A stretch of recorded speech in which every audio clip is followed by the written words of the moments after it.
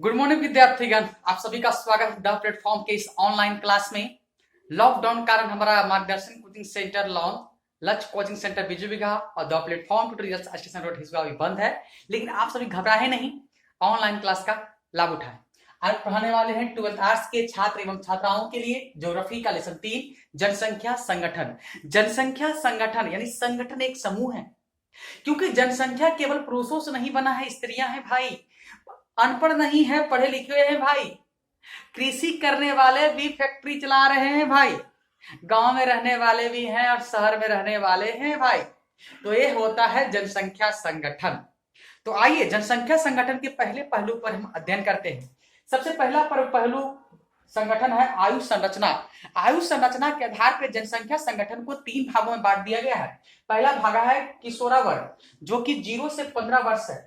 दूसरा भाग है प्रौढ़ वर्ग, जो कि 15 से 59 वर्ग है, जिसे कार्यशील वर्ग भी कहा गया है। छात्र एवं छात्रागण, क्या कहा गया है? कार्यशील वर्ग भी कहा गया है। विद्यार्थीगण ध्यान पूर्वक सुन ले जाइए। तीसरा है वृद्ध वर्ग, जो कि 60 वर्ष से ऊपर की जनसंख्या निवास करते हैं। यही 3 आयु के लोग जनसंख्या में निवास करते हैं, जनसंख्या संगठन में निर्माण करते हैं। पहला है आयु वर्ग के आधार पर। दूसरा है जनसंख्या का लिंग संरचना। आप बताइए, जनसंख्या में केवल पुरुष रहते हैं, स्त्री नहीं रहते हैं? रहते हैं जी। तो जनसंख्या बनता है स्त्री और पुरुष के मिलने से, यानी यहाँ पर भी एक क्या बन रहा है? संगठन बन रहा है। तो यहाँ पर जनसंख्या या लिंग संरचना किसे कहेंगे? कि प्रति 1000 पुरुषों पर महिलाओं की संख्या, प्रति 1000 पुरुषों पर महिलाओं की संख्या को हम लोग क्या कहेंगे? जनसंख्या संगठन या लिंगानुपात कहेंगे। यानी लिंगानुपात बराबर क्या हो जाएगा विद्यार्थीगण? लिंगानुपात बराबर पुरुषों की संख्या, ध्यान दीजिएगा, पुरुषों की संख्या बटे स्त्रियों की संख्या गुणे 1000, है ना? इससे आप क्या निकाल लेंगे?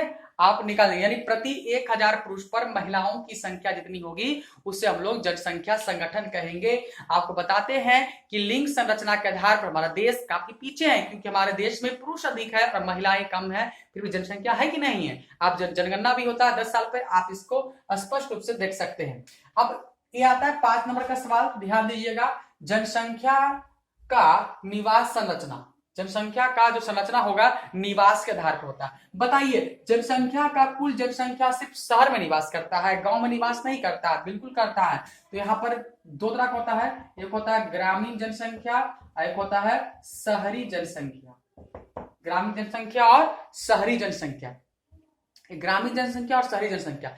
फिर आपसे पूछते हैं कि हमारे देश में जहां 5000 की आबादी वाले शहर को, गांव स्थान को गांव कहा गया है, और उससे अधिक आबादी वाले को शहर माना गया है। इंडिया की बात करते हैं भाई हम लोग, ग्रामीण और शहरी।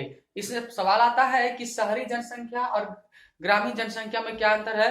तो शहर में मकाने ऊंचे ऊंचे होते हैं, लोग पढ़े लिखे होते हैं, सुख सुविधाओं से परिपूर्ण होता है, प्रदूषण की समस्या होते हैं, वहां का मुख्य कार्य द्वितीयक तृतीयक चतुर्थक होता है। जबकि ग्रामीण क्षेत्रों में प्राथमिक कृषि कार्य करते हैं, मकाने छोटे छोटे होते हैं, स्वच्छ वातावरण होते हैं, सुख सुविधाओं का अभाव होता है। ये सब आप बात लिख सकते हैं 5 नंबर में, आप ध्यानपूर्वक सुन ले जाइए इसको।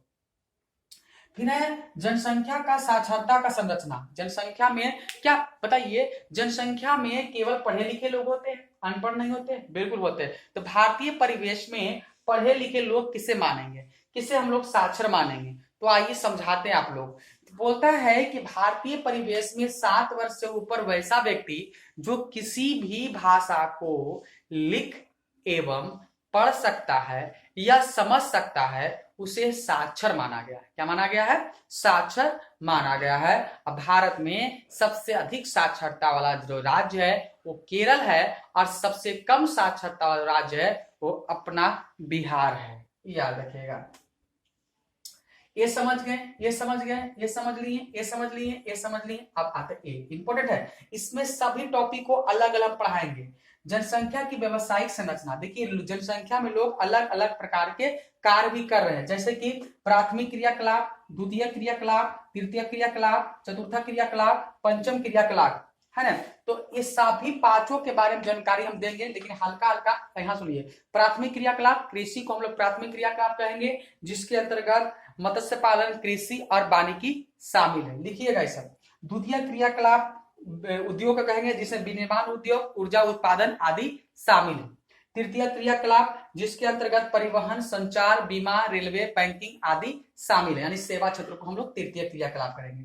चतुर्थ क्रियाकलाप बौद्धिक ज्ञान, चिंतन, कार्य, शोध, डॉक्टर, वैज्ञानिक आदि वर्ग शामिल है। यह उच्च प्रकार का एक क्रियाकलाप है।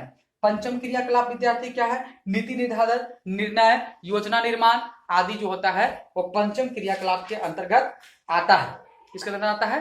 पंचम क्रियाकलाप के अंतर्गत आता है। उम्मीद करते होंगे कि सारा टॉपिक आप बढ़िया समझे होंगे और उम्मीद ये भी कर रहे हैं कि विद्यार्थीगण आप लोग ऑफलाइन क्लास आने से पहले आपका सिलेबस जो है हम दावा करते हैं कि ऑनलाइन क्लास में ही समाप्त हो जाएगा। तो आज के वैसे विद्यार्थी जो ऑनलाइन क्लास नहीं कर रहे हैं उन्हें कृपया समझाएं, आसपास उनको बताएं और हमारे डायरेक्टर महोदय मिस्टर आशीष कुमार या हमसे संपर्क करें। हम आपको ऑनलाइन क्लास के सारे प्रोसेस बताएंगे। इसके लिए हम सर से निवेदन भी करेंगे कि एक वीडियो लोड करें जिससे उन्हें बच्चों को ऑनलाइन क्लास करने में सरलता मिले। तो इसका कुछ ऑब्जेक्टिव दो चार सुन लीजिएगा। संयुक्त अरब अमीरात में पुरुषों की अपेक्षा महिलाओं की संख्या कम होने के लिए निम्नलिखित में कौन कारक उत्तरदायी है? तो इसका सबसे बड़ा कारण है कि लड़कियों की अपेक्षा लड़कों का अधिक जन्म होना बहुत बड़ा कारण है विद्यार्थीगण, क्योंकि लड़कों की अपेक्षा लड़कियों का जन्म कम हो रहा है। और दूसरा कारण है रोजगार की खोज में पुरुषों का अप्रवासन, यानी आप देखिए दुबई, अबू धाबी ये सब बहुत घूमने जाते हैं। निम्नलिखित में किस आयु वर्ग को उत्पादक वर्ग यानी कार्यशील वर्ग कहा गया है? तो 15 से 59 वर्ग जो है उसको मान लीजिएगा आप लोग। निम्नलिखित में किस देश में पुरुषों की अपेक्षा महिलाओं की संख्या अधिक है? वो है लैटविया। फिर है निम्नलिखित किस क्षेत्र में 15 वर्ष से कम आयु को साक्षर प्रतिशत से सबसे अधिक रखा गया है? तो ये है पूर्वी यूरोप और स्वतंत्र देशों के राष्ट्रकुल।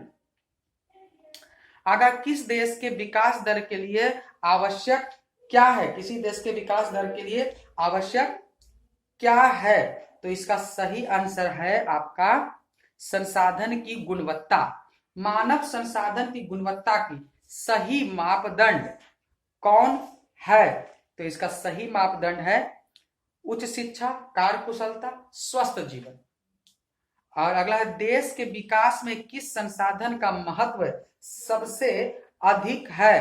तो वह है मानव संसाधन का महत्व जो है सबसे अधिक होता है।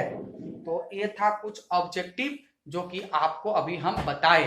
तो ज्योग्राफी का एक छोटा सा लेसन समाप्त होता है।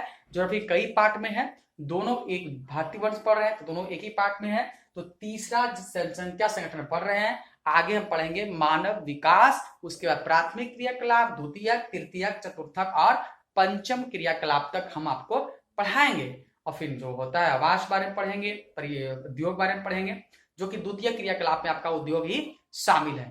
तब तक के लिए बाय बाय। फिर मिलते हैं आपको मानव विकास में। तब तक के लिए